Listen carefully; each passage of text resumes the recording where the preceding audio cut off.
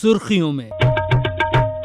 नागरिकता संशोधन कानून यानी CAA सोमवार यानी 11 मार्च को देश में लागू हो गया।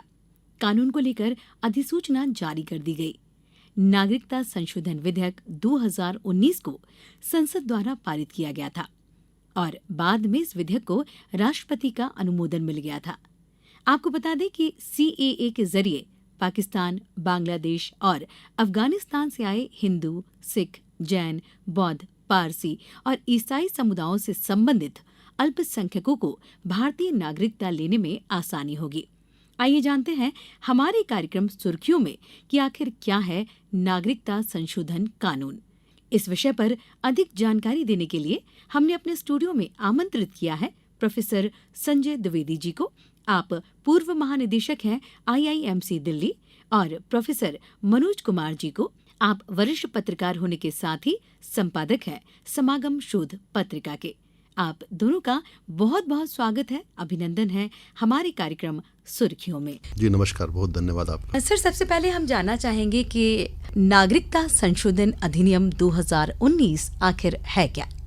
देखिए, नागरिकता संशोधन अधिनियम 2019 जो है, ये भारत के जो 3 पड़ोसी देश हैं वहाँ से धार्मिक आधार पर जो लोग प्रताड़ित हुए और जिनको प्रताड़ना मिली और भारत में आए, और जो शरणार्थी हमारे यहाँ 31 दिसंबर 2014 के पहले भारत में आ चुके हैं, उन्होंने शरण मांगी हुई है जी। और वे हमारी नागरिकता चाहते हैं, ऐसे लोगों को नागरिकता का अधिकार देने का कानून है जी। जो 3 देश हैं, आपने स्वयं अपने प्राथमिक वक्तव्य में बताया कि अफगानिस्तान, पाकिस्तान और बांग्लादेश, वहाँ से आए हुए लोग हैं, और ख़ासकर 6 माइनॉरिटी कम्युनिटी हैं इसमें। हिंदू हैं, सिख हैं, बौद्ध हैं, जैन हैं, पारसी और ईसाई हैं। तो इन लोगों के द्वारा जो आवेदन दिए गए हैं उन पर विचार करके उनको भारत की नागरिकता देना, और इसकी समय सीमा भी तय की गई है। 31 दिसंबर 2014 के पहले उन्होंने भारत से शरण मांगी हो। तो कुल मिलाकर के ये एक तरह से मानवीय दृष्टिकोण से भारत सरकार के द्वारा उठाया गया कदम है, क्योंकि आज़ादी जब मिली हमें तो हमें पता है कि बहुत संघर्ष के बाद हमें आज़ादी मिली और एक दुखद बंटवारा देश का हुआ, और जिसके नाते लाखों लोग मारे भी गए और बहुत खून बहा। और जब मुल्क का बंटवारा होता है तो कई तरह के संकट खड़े होते हैं, और उसमें धार्मिक संकट भी हैं कि धार्मिक आधार पर जो एक सपना था कि जो नया देश बना भारत से अलग होकर पाकिस्तान, वो अपने अल्पसंख्यकों को न्याय दे पाएगा, सामाजिक न्याय दे पाएगा, उनको अधिकार दे पाएगा, जिसका उस देश के राष्ट्र नायक ने भी वादा किया था, जिन्ना ने, पर उस सपने को पूरा नहीं होने दिया गया। और वहाँ पर धार्मिक आधार पर बहुत गहरे भेदभाव माइनॉरिटी कम्युनिटीज़ के साथ हुए। उसके चलते उनको भारत की तरफ देखना पड़ा, और राष्ट्रपिता महात्मा गांधी ने भी कहा था कि हमारा एक तरह से हमारा कर्तव्य है, भारत सरकार का कर्तव्य होगा भारत का, कि जो नागरिक वहाँ प्रताड़ित होते हैं धार्मिक आधार पे उनको शरण दी जाए। तो एक तरह से मानवीय आधार पर उठाया गया कदम है, और एक तरह से मैं ये भी कहता हूँ कि राष्ट्रपिता महात्मा गांधी का सपना पूरे होने जैसा है, क्योंकि जब मुल्क बटा तो जो लोग थे वो सब उसमें भारतीय ही थे 47 के पहले। जी। तो सरहदें हमने जरूर बांट दी, पर वो भारतीय ही थे। और उनको धार्मिक आधार पर अगर कोई राष्ट्र प्रताड़ित कर रहा है और उनकी जीवन जीने का अधिकार, मानवाधिकारों का भी हनन कर रहा है, तो कहीं ना कहीं एक बड़ा देश होने के नाते, मूल राष्ट्र होने के नाते भारत को कदम उठाना ही था। जी बिल्कुल।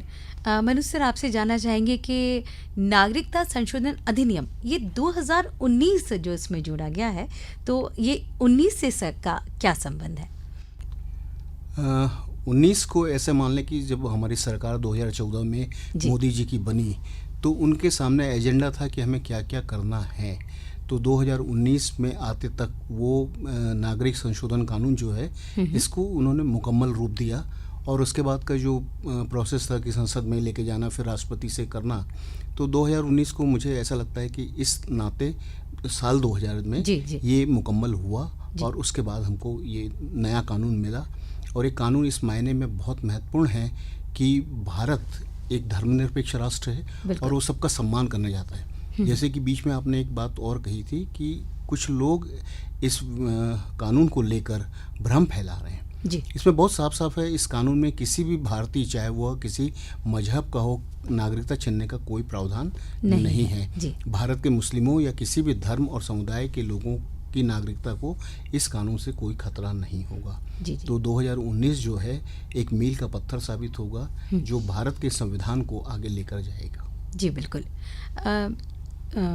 सर आपसे जानना चाहूँगी संजय सर कि नए कानून में जो है संशोधन किया गया है तो क्या प्रावधान इसमें किए गए हैं? देखिए, इसमें मुख्य जो मुद्दे हैं ये पुनर्वास और नागरिकता की जो समस्या है उसको हल करने वाला कानून है कि जो लोग वहाँ से आ गए, अब वो आ गए, सालों से यहाँ रह भी रहे हैं और पर वो एक तरह से अवैध नागरिक है जिनका कोई वतन नहीं है, ना वो पाकिस्तान के ना हिंदुस्तान के, क्योंकि वहाँ से तो निकाले जा चुके हैं, निकल गए वहाँ से प्रताड़ना के नाते, हिंदुस्तान में आ गए, हिंदुस्तान ने भी उनको नागरिकता नहीं दी है। तो एक तरह से उनका पुनर्वास जुड़ा हुआ है इसके साथ साथ, और उनकी नागरिकता की जो कानूनी बाधाएं वो जुड़ी हुई हैं। तो एक तरह से सरकार ने खिड़की खोली है उनके पुनर्वास और नागरिकता के लिए कि दशकों से जो प्रताड़ित लोग हैं, इतने सालों से जो प्रताड़ित हैं और शरणार्थियों का जीवन जी रहे हैं, उनको अब भारत की नागरिकता दे करके उनको सम्मानजनक जीवन प्रदान किया जाए।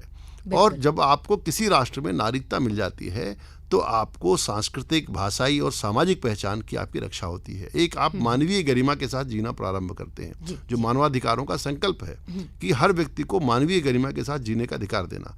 तो ये जो कानून है ये दरअसल पुनर्वास और नागरिकता से जुड़ा हुआ है, पर ये मानवाधिकार की भी रक्षा करता है एक मनुष्य के कि वो अपनी गरिमा के साथ जी सके। इसके साथ साथ आर्थिक, व्यवसायिक, फ्री मूवमेंट, संपत्ति खरीदने जैसे भी अधिकार जो लोग आ रहे हैं उनको नागरिकता मिलेगी।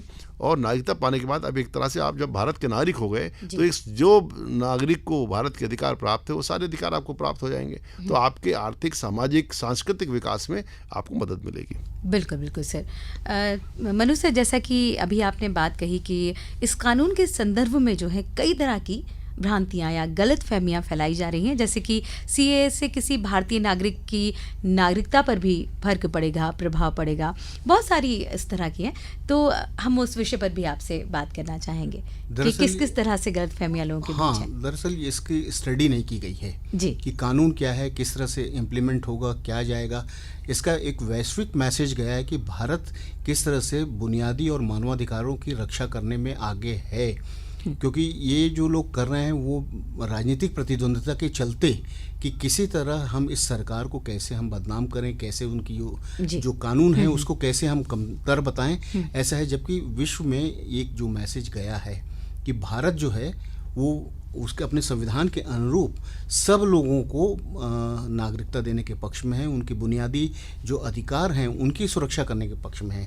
तो एक बार स्टडी करना पड़ेगा इसके लिए। जिस तरह हम इतिहास पढ़ रहे हैं, जिस तरह से हम संविधान पढ़ने की बात हो रही है, तो ये कानून भी लोगों तक लेके जाना पड़ेगा और इससे लोगों में पता चलेगा कि वास्तव में ये कानून कितना नुकसानदेह है या फ़ायदेमंद है। और मुझे नहीं लगता कि किसी तरह से किसी के अधिकारों का हनन इससे हो रहा है, बल्कि लोग जुड़ रहे हैं कि जैसे वो 3 देश जो हैं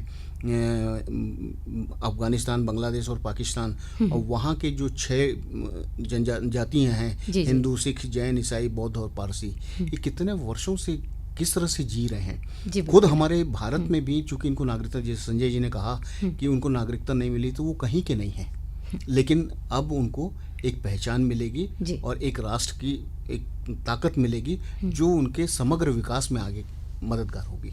इस कानून को इस नज़र से देखा जाना चाहिए। जी जी जी जी। संजय सर, जैसा कि हम मनु सर से बात कर रहे थे, उन्होंने बताया किस तरह की भ्रांतियां हैं। जैसा कि सरकार बहुत सारी योजनाएं या लेकर आती है लोगों के लिए, तो बहुत सारा प्रचार प्रसार भी करती है, लोगों को जागरूक करती है, तो क्या कहीं ना कहीं इसका विरोध जो है जागरूकता की कमी कह सकते हैं? नहीं, देखिए, विरोध हो रहा पूर्वाग्रह के नाते। जब हमें नहीं, सत्य को नहीं देखना है, हमने तय कर लिया कि मैं सच को नहीं देखूंगा, अपनी आंखें बंद कर लूंगा और राजनीतिक कारणों से विरोध करूंगा। ये जो विरोध है राजनीतिक कारणों से, क्योंकि ये नागरिकता देने का कानून है, नागरिकता लेने का नहीं। मुद्दा क्या बनाया जा रहा है कि इससे लोगों की उपेक्षा होगी, लोगों की नागरिकता चली जाएगी, लोगों की हो जाएगा। इसमें नागरिकता लेने का तो सवाल ही नहीं उठता, क्योंकि ये नागरिकता देने का कानून है, नागरिकता लेने का कानून नहीं है। तो सीए से किसी भारतीय की या किसी भी भारतीय नागरिक की नागरिकता कोई फर्क नहीं पड़ेगा। वो किसी पंथ को मानने वाला, किसी मजहब को मानने वाला है। ये कानून सिर्फ उन लोगों के लिए है जो वर्षों से उत्पीड़न झेल रहे हैं, शरणार्थी के रूप में रह रहे हैं, और लेकिन वो जाएंगे कहाँ? जिनके पास भारत के अलावा जाने की कहीं कोई शरणगाह नहीं है, कहीं कोई जा नहीं सकता। जी जी बिल्कुल। भारत के अलावा कौन उनको शरण देगा, कौन उनको रखेगा? इसलिए भारत ने मानवीय दृष्टिकोण अपनाते समय इस चीज़ का ध्यान रखा कि किसी भी जो, क्योंकि देखिए वो अंततः तो भारतीय ही हैं। जब ये देश का बंटवारा हुआ तो भारत ही था। अब आप सोचिए, उस व्यक्ति की कल्पना करिए जो 1947 में भारत में था, 47 की रात को, वो 15 अगस्त 1947 की रात को पाकिस्तान में चला गया और थोड़े दिन बाद वो बांग्लादेश में चला गया। तो आदमी की गलती क्या है, उस नागरिक की? तो इसलिए क्योंकि भारत एक मूल राष्ट्र है और भारत मानवीय जो गरिमा है उसको समझता है और भारत मानवाधिकारों का एक तरह से पक्षधर राष्ट्र है, जैसा मनोज जी ने कहा। इस नाते जो प्रताड़ित मानवता है उस प्रताड़ित मानवता को संरक्षण देना ये सरकार का काम था। ये बात सही है कि बहुत पहले ये काम हो जाना चाहिए था। आज आज़ादी के 75-76 साल के बाद आज हम इस बात को संबोधित कर रहे हैं संकट को। ये शरणार्थी संकट आज का नहीं है, बहुत पुराना संकट है। आप देख रहे हैं बंगाल से लेके कश्मीर, कश्मीर से लेके असम के इलाकों में, मतलब देश के तमाम इलाकों में शरणार्थी हमारे पड़े हुए हैं जिनकी कोई पहचान नहीं है और जो इतना ही नहीं पुलिस की प्रताड़ना झेलते हैं, क्योंकि जब उनके पास नागरिकता का कागज़ नहीं है तो उनको पुलिस परेशान करती है, सरकारी कर्मचारी परेशान करते हैं, तमाम तरह के उनके सामने संकट होते हैं क्योंकि वो आर्थिक कारणों से परेशान होते हैं, वो व्यवसाय नहीं कर सकते, फ्री में कहीं मूवमेंट नहीं कर सकते क्योंकि उनके पास कोई कागज़ नहीं है, संपत्ति नहीं खरीद सकते, अधिकार उनका कोई इस देश में नहीं है। तो इस नाते एक बहुत ही बड़ा मानवीय मामला है ये, और इस बात के लिए माननीय प्रधानमंत्री श्री नरेंद्र मोदी को, गृहमंत्री अमित शाह जी को बधाई दी जानी चाहिए कि इतने सालों के बाद उन्होंने ये जो नासूर था एक तरह से जो रिस रहा था और जिसके नाते पूरी की पूरी कई जनरेशन जो है दुख दर्द और यातना झेल रही थी। कल आपने देखा कि बंगाल में जो मथुआ समाज के लोग हैं किस तरह से हर्षोल्लास मनाया उन्होंने, उनके परिवार झूम के नाचे। आपको देखिए जो बजनू का टीला दिल्ली में बड़ी संख्या में वहाँ पाकिस्तानी शरणार्थी हैं, क्या आनंद का वातावरण था। बांग्लादेशी शरणार्थियों में किस प्रकार का वातावरण है। तो ये एक प्रकार से एक बहुत बड़ा संकट था जिस संकट का सामना सरकार ने किया और उसका उचित समाधान खोजा है। इसलिए इस पर व्यर्थ विवाद करने की आवश्यकता नहीं है। भारत का संविधान भी हमको अधिकार देता है कि हम मानवतावादी दृष्टिकोण से धार्मिक शरणार्थियों को मूलभूत अधिकार दें और ऐसे शरणार्थियों को नागरिकता दें। ये भारत ने पहले भी किया है। अब ये तो अपने लोग हैं, भारत ने तो तिब्बत के लोगों के साथ भी किया। आप देखा कि तिब्बत के जो शरणार्थी आए, ना उनको सिर्फ शरण दी बल्कि उनको एक जीने का अधिकार दिया।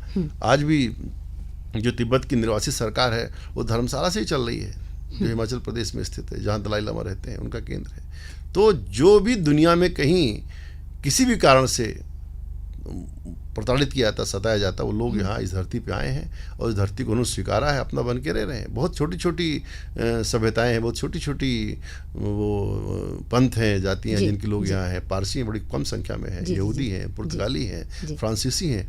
जो भी भारत में आया, भारत ने उसको अपना माना और भारत माता ने अपने आंचल में उनको जगह दी। और मुझे लगता है कि ये जो भी लोग आए हैं तो हमारे अपने ही लोग हैं। हमने तो बाहर के लोगों की जगह दी जो इस देश के नहीं थे। ये तो हमारे अपने लोग हैं। इनको अगर हम न्याय नहीं देंगे तो कौन देगा। जी बिल्कुल। मनु सर ने जैसा कि बताया कि किस तरह से हर्षोल्लास का माहौल है, सब खुश हैं। अगर ये कानून हमारे लिए इतना फ़ायदेमंद है देश के नागरिकों के लिए, तो ऐसे क्या कारण रहे कि 2019 से आज 2024 आ गया है और अब कुछ सालों के बाद इसको हम लागू कर रहे हैं जो पहले लागू हो जाना चाहिए था? ये दरअसल 2 मिनट मैगी का मामला नहीं है जी। ये मामला है एक संविधान का, एक कानून का, और कानून वो भी जो पूरी दुनिया को प्रभावित करेगा। कहने के लिए हम 3 देशों का उल्लेख कर रहे हैं, लेकिन आगे चलकर ये पूरे दुनिया को अगुवाई करेगा भारत। और ऐसे में इसमें थोड़ा सा वक्त लगना लाजमी था। मतलब कोई नई बात नहीं है। ये कानून बनेगा, उसके प्रारूप तय होंगे, संसद में रखा जाएगा, बहस होगी उस पर, और वो सारी प्रक्रिया से गुजरने के बाद अब लगा कि ये समय आ गया है। जैसे कि संजय जी ने कहा कि ये राजनीतिक कारणों से इसका विरोध हो रहा है। निश्चित रूप से, जैसे इसमें कहा गया है कि मुसलमानों को शामिल नहीं किया गया है, शायद उन लोगों ने कानून नहीं पढ़ा है। उस ड्राफ्ट में पूरा का पूरा है कि जिनको दिया जाएगा या जिनको नहीं दिया जा रहा है उनके भी आवेदन लिया जाएगा और केंद्र सरकार इस पर विचार करेगी और उनको दे सकती है।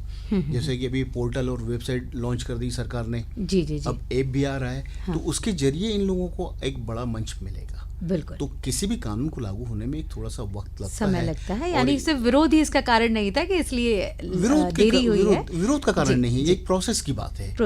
वो उस प्रोसेस में जो समय लगना था वो लगा, और ये लगा कि अब ये शायद मुकम्मल टाइम आ गया है, चीज़ें सब पक गई हैं, अब हमको करना चाहिए। लेकिन एक बात ध्यान रखना चाहिए कि ये कानून पूरे मानवीय समाज को दुनिया के मानवीय समाज को प्रभावित करेगा। ये कोई लोकप्रिय कानून नहीं है जिसकी वजह से आप चुनाव जीतते हैं, जिसकी वजह से आपको कोई लोकप्रियता हासिल होती है। ये दरअसल आगे चलकर इसके परिणाम बहुत प्रभावकारी होंगे और मील का पत्थर साबित होगा।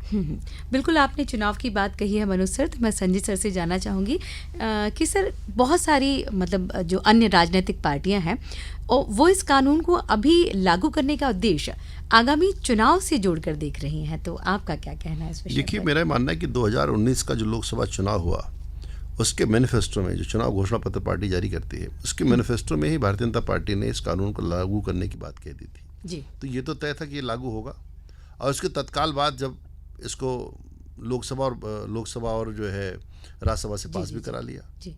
ड्राफ्ट उसका कुछ देरी से आया क्योंकि हमें पता है कि देश में कोविड महामारी के कारण नागरिकता संशोधन कानून को लागू करने में देरी हुई, एक बहुत बड़ा विरोध भी खड़ा हुआ, फिर ये इस पर बहुत डिबेट्स चली हैं। ऐसा नहीं है कि एक दिन में ये चीज़ हो गई। आज देख रहे हैं उस तरह का विरोध नहीं दिख रहा जिस तरह का विरोध जब ये कानून लागू हुआ, 2019 में देखा गया, जब ये लागू हुआ था ये कानून, उस समय जिस तरह का विरोध हुआ, जिस तरह से लोग सड़कों पर उतरे, उस तरह नहीं उतरे, क्योंकि सरकार ने लगातार कई फोरम पे पत्रकारों ने, लेखकों ने, अखबारों में लेखों के माध्यम से, डिबेट्स के माध्यम से इस कानून के पास होने के बाद से इस पर लगातार लंबी डिबेट चली है जी।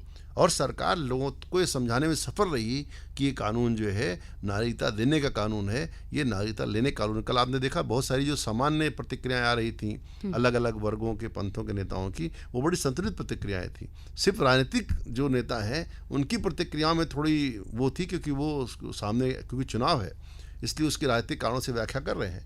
बाकी मुस्लिम समाज से कहीं से कोई ऐसी प्रतिक्रिया नहीं आई जिसका बहुत उल्लेख किया जाए। लोगों ने सामान्य तरीके से इसको लिया और इस कानून को समझा है। और मुझे लगता है कि जब कोई पार्टी कमिटमेंट करती है, उसको पूरा करती है, तो उसका स्वागत किया जाना। क्योंकि आमतौर पे क्या होता है कि राजनीतिक दल चुनाव में घोषणाएं करते हैं, उसका पालन नहीं करते। कई बार तो भी कहते हैं घोषणा पत्र पढ़ता कौन है। कम से कम ये नरेंद्र मोदी की सरकार इस बात के लिए बधाई की पात्र है कि उन्होंने जो चुनाव घोषणा पत्र में 19 में कहा, वो चुनाव में जाने के पहले उसको पूरा करके जा रहे हैं। क्योंकि जो घोषणा पत्र था 5 साल के लिए होता है, कानून तो उन्होंने 19 में पास कर दिया था, कानून तो बन ही चुका था। ये बस कानून का जो ड्राफ्ट है उसको अब लाया ताकि लोगों इसके गले उतर जाए, लोग इसको समझ जाएं क्या कानून है। क्योंकि इस पर जो विवाद खड़ा हुआ वो विवाद और न बढ़े, हिंसा उसके नाते न फैले। किसी प्रकार सरकार को कई चीज़ें देखनी पड़ती, कानून व्यवस्था भी संभालनी पड़ती है। तो जो वातावरण उस समय बनाया गया था, उस वातावरण को देख के मुझे लगता है थोड़ा सा, क्योंकि कोविड के इंतजाम में सरकार लगी थी, उस समय कोविड की महामारी से लड़ते या सीए की जो हो रहे विरोध प्रदर्शनों से लड़ते, और उन प्रदर्शनों के नाते बहुत सारे सवाल खड़े हुए और उसके नाते एक लोक विमर्श में चीज़ आ गई। फिर जब लोगों ने इसको पढ़ा, इसके कानून को समझा, इसके ड्राफ्ट को देखा, तो लोगों की गलतफहमियां बड़ी मात्रा में दूर हो गई। इस नाते आज उस तरह का विरोध इसका नहीं हो रहा है जैसा 2019 में देखा गया था। बिल्कुल सही कहा सर। जो संजय जी ने कहा वो ये बड़ी बात है कि कोविड के दरमियान देर तो हुई इस कानून को लाने में, लेकिन लोगों को समझने में, लोक विमर्श की जो बात की, लोक विमर्श में ये चला गया तो लोगों को समझ में आने लगा कि नहीं, वो वैसा नहीं है जैसा प्रस्तुत किया जा रहा है। एकाएक 2019 में ही लागू कर देते तो शायद स्थिति बहुत दूसरी होती। जो आज है, आज जिस तरह का जश्न मनाया जा रहा है कि किसी कानून को लेकर, वो वैसा नहीं देखने को मिलता। इसलिए देर जो हुआ है वो शायद भले के लिए हुआ है और अच्छे के लिए हुआ है। जी बिल्कुल, संजय सर ने बहुत अच्छी बात कही कि ये नज़रिया बिल्कुल अलग है कि वो अपने किए हुए वादे को चुनाव से पहले पूरा करके जा रहे हैं और ये नज़रिया शायद राजनीतिक पार्टियां नहीं देख पा रही हैं। राजनीतिक पार्टियां अपने कारणों से नहीं देख पा रही। उनको ये बात तो समझ में आ रही है कि इससे कोई बहुत नुकसान नहीं होना है। चुनाव में अक्सर क्या होता है कि हम ये मान के चलते हैं कि हम जीत रहे हैं, लेकिन ये गारंटी नहीं होती कि आप जीतेंगे। बिल्कुल सर। लेकिन मोदी सरकार ने कहा कि हम जीते या हारें, हम पहले इसको लगा के ही जाएंगे और कानून को उन्होंने अमली जामा पहना दिया। तो अब ये इसके फायदे और नुकसान, तो नुकसान तो कुछ ऐसा है नहीं, फायदे हैं जिसको दूसरे राजनीतिक दल पचा नहीं पा रहे हैं। बिल्कुल। और वो किसी तरह से कन्फ्यूजन क्रिएट करके ये सोच रहे कि शायद कुछ हमारा भला हो जाए। लेकिन नरेंद्र मोदी सरकार और अमित शाह जैसे मतलब सख्त रवैया वाले लोग जो सोच लेते, जो ठान लेते हैं, वो करके दिखाते हैं। और ये जो कानून आया है, नागरिक संशोधन कानून, इसने अपने आप को प्रूफ कर दिया है कि देश की भलाई के लिए हमको किस तरह से कदम उठाने पड़ेंगे। और आज विरोध जो है लगभग शून्य की तरफ है। बिल्कुल सही कहा आपने।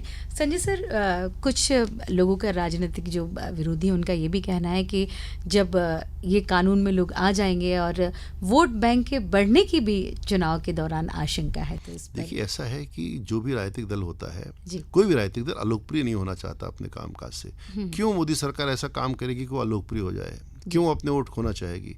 देखिए, राजनीतिक दलों का काम ही है कि अच्छे काम करें, अपने कामों से, अपने विचारों से, अपने विमर्श से जनता का दिल जीतें और जनता फिर अपना फैसला करे कि इसके साथ खड़े होना है। बिल्कुल। तो मेरा ये मानना है कि अगर 5 साल के लिए जनादेश उनको मिला है, वो जो काम कर रहे हैं उनका जनता जरूर परीक्षण करेगी। और अगर उन्होंने अच्छे काम किए हैं, जनहितकारी काम किए हैं, जनता के लिए काम किए हैं, ज़रूर जनता का आशीर्वाद उनको मिलेगा। और किसी भी राजनीतिक दल को जनता का दिल जीतने का प्रयास ज़रूर करना चाहिए।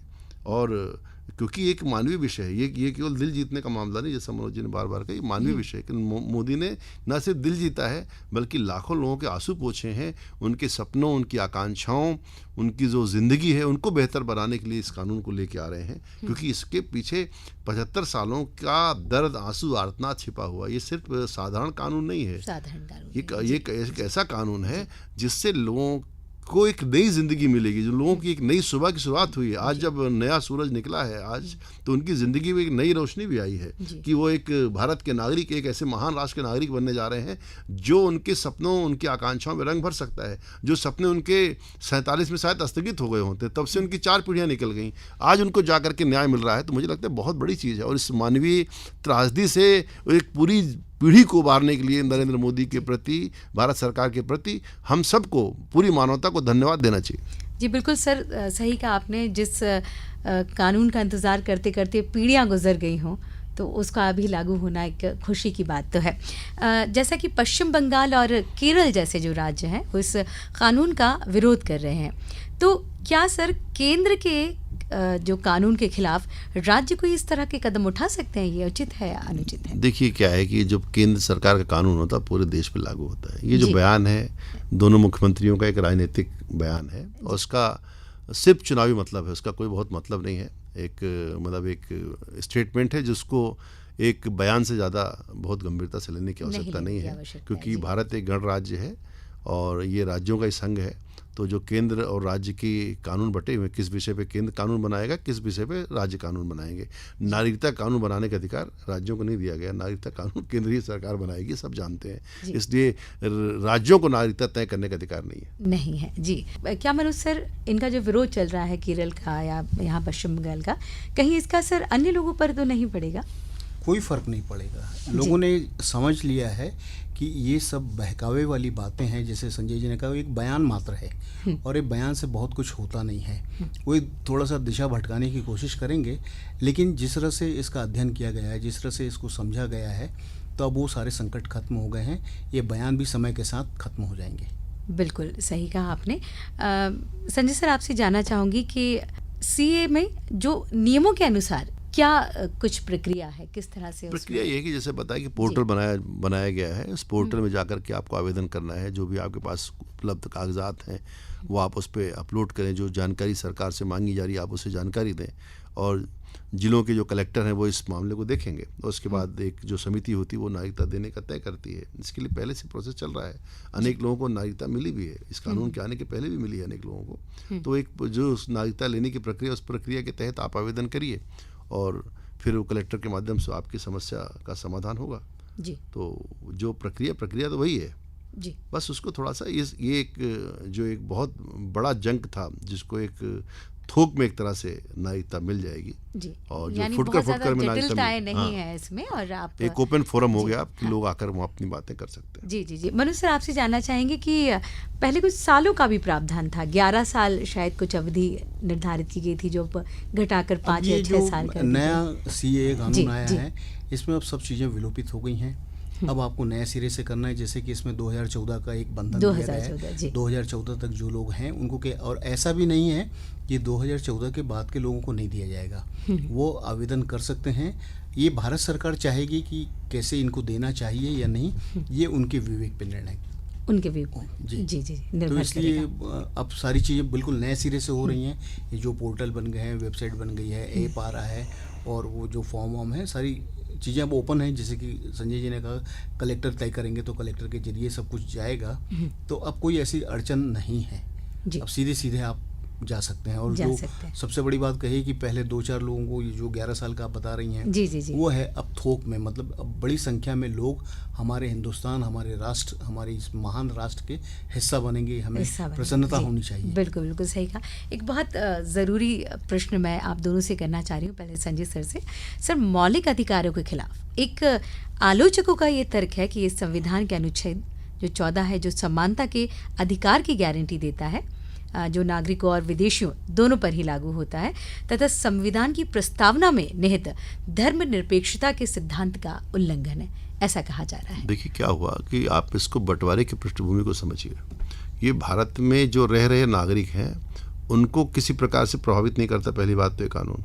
इसलिए भारत के नागरिकों में किसी प्रकार का विभेद सरकार कर रही है, ये तो मानने का कोई कारण नहीं है, क्योंकि भारत के नागरिक से प्रभावित नहीं हो रहे हैं। इस पे आपको बंटवारे की पृष्ठभूमि पर जाना पड़ेगा।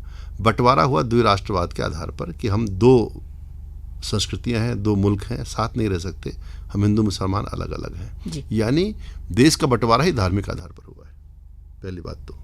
जब देश का बंटवारा धार्मिक आधार पर हुआ तो लोगों को आज़ादी दी गई कि लोग अपना देश चुन सकते हैं। जो हिंदुस्तान में रहना चाहे हिंदुस्तान में रहे, जो पाकिस्तान में रहना चाहे पाकिस्तान में रहे। अनेक ऐसे लोग हैं, उसमें मुस्लिम समाज के लोग भी हैं, जो हिंदुस्तान में आए। जैसे बहुत पॉपुलर परिवार है शाहरुख खान का, जिनको हम जानते हैं, हमारे एक यूथ के आइकॉन भी हैं, इतने बड़े स्टार हैं। उनका परिवार पाकिस्तान से भारत आया, दिल्ली जी। ये अपने आप में बहुत बड़ी बात है। तो ऐसे जो गांधी के विचारों को मानने वाले थे, जो भारतीय संस्कृति को मानने वाले, जिनका भारत के प्रति प्रेम था, वो भारत में आए, जिनका नहीं था वो बाहर गए। तमाम ऐसे लोग, क्योंकि जिन्ना ने वादा किया था, मोहम्मद अली जिन्ना ने, कि पाकिस्तान में भी किसी तरह का धार्मिक भेदभाव नहीं होगा अल्पसंख्यकों के साथ। उस वादे को पूरा करने में पाकिस्तान की सरकार असफल रही और वहाँ पर अल्पसंख्यकों के साथ बनते ही देश पाकिस्तान बनते ही अत्याचार प्रारंभ हो गए। आपको पता है मुजाहिरों की कहानियाँ कि जो यहाँ से हिंदुस्तान से मुसलमान गए, उनको भी प्रताड़ित किया गया, उनको भी प्रताड़ित किया गया। तो धार्मिक अल्पसंख्यकों का हालत क्या है आप देख ही रहे हैं वहाँ पर, किस तरह से आज भी जो है कितना अत्याचार हो रहा है, खासकर महिलाओं के साथ, बच्चों के साथ। और इस निंदा कानून के नाम पर भी लोगों की हत्याएं की जा रही रोज। और धीरे धीरे जो धार्मिक अल्पसंख्यक थे उनकी आबादी घट करके आज 2-3% के आसपास रह गई है। अपने आप में बड़े चिंताजनक हालात हैं, बहुत गंभीर हालात हैं। इसलिए इस चीज़ की तुलना करना ठीक नहीं है जी। कि उस समय हमारा वचन था भारत का कि जो लोग प्रताड़ित हैं उनको हम अपने साथ लेंगे, क्योंकि अल्पसंख्यकों को, जो पाकिस्तान में अल्पसंख्यक रह गए थे, उनको धार्मिक आधार पर प्रताड़ित किया गया। तो ये राष्ट्रपिता का वचन है, ये हमारे राष्ट्र नेताओं का वचन है कि हम उनको अपने साथ लेंगे। आज जो है ये ऐसा कर करके हमने धार्मिक शरणार्थियों को मूलभूत अधिकार दिया है और उनको नागरिकता प्रदान की है। तो मुझे लगता है ये अपने आप में जो कॉन्स्टिट्यूशन की, संविधान की जो मूल भावना है, राष्ट्रपिता की जो मूल भावना है, उस संविधान की भावना, राष्ट्रपिता की भावना को इस सरकार ने, मोदी सरकार ने ये आकार देने का काम किया है, स्वीकार करने का काम किया है। इसलिए सरकार का अभिनंदन किया जाना चाहिए। जी बिल्कुल सर। तो ये तो अपने आप में अपार खुशी का मौका है और इसके तहे दिल से स्वागत किया जाना चाहिए और धन्यवाद देना चाहिए प्रधानमंत्री जी को, धन्यवाद देना चाहिए गृह मंत्री को कि जो उन्होंने बहुत सख्ती के साथ जी और दृढ़ निश्चय के साथ इस कानून को अमल में लाया। बिल्कुल सर, हम यही कहना चाहेंगे कि भारत जो है विकसित भारत की जो संकल्प को लेकर आगे बढ़ रहा है। निश्चित तौर पे ये कहना सही होगा कि ये उसी दिशा में एक और बहुत अच्छा कदम है। तो संजय सर, चाहूँगी एक अच्छा सा संदेश आप हमारे श्रोताओं के लिए दें। तो मुझे लगता है कि जो हमारे संविधान की मूल भावना है, उस मूल भावना के तहत भारत की सरकार ने बहुत ही गरिमामय कदम उठाया है और मानवीय गरिमा को, मानवीय मूल्यों को स्थापित करने के लिए और मानवाधिकारों की दिशा में भारत के द्वारा उठाया गया बहुत बड़ा कदम है।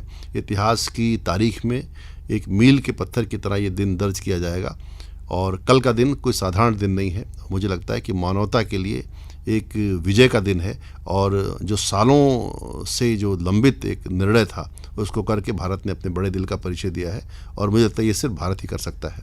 और मुझे दुख होता है इस बात को देख करके कि जो लोग घुसपैठ पर चुप रहते हैं, रोहिंग्या के आगमन पर भारत में चुप रहते हैं, वो जब हमारे अपने लोगों को भारत में शरण दी जा रही है उस पर इतना हाय तौबा कर रहे हैं। मुझे लगता है उनको भी ईश्वर सद्बुद्धि देगा। बिल्कुल जी मनोज सर।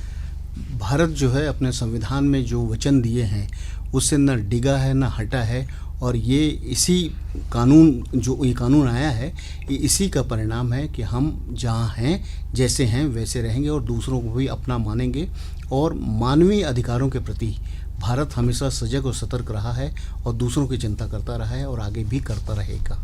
जी, बहुत बहुत धन्यवाद मनोज सर, बहुत बहुत धन्यवाद संजय सर। श्रोताओं, जैसा कि आपने जाना कि नागरिकता संशोधन कानून यानी CAA क्या है और हमारे विशेषज्ञ यहाँ उपस्थित थे जिन्होंने बहुत ही सरल शब्दों में आप तक ये जानकारी पहुँचाई कि क्यों हमारे लिए हर्षोल्लास का विषय है और क्यों देश के नागरिकों के लिए ये महत्वपूर्ण है। तो इन तमाम जानकारियों के लिए हमारे दोनों विशेषज्ञों का बहुत बहुत धन्यवाद, बहुत बहुत आभार और इस कार्यक्रम से आप सभी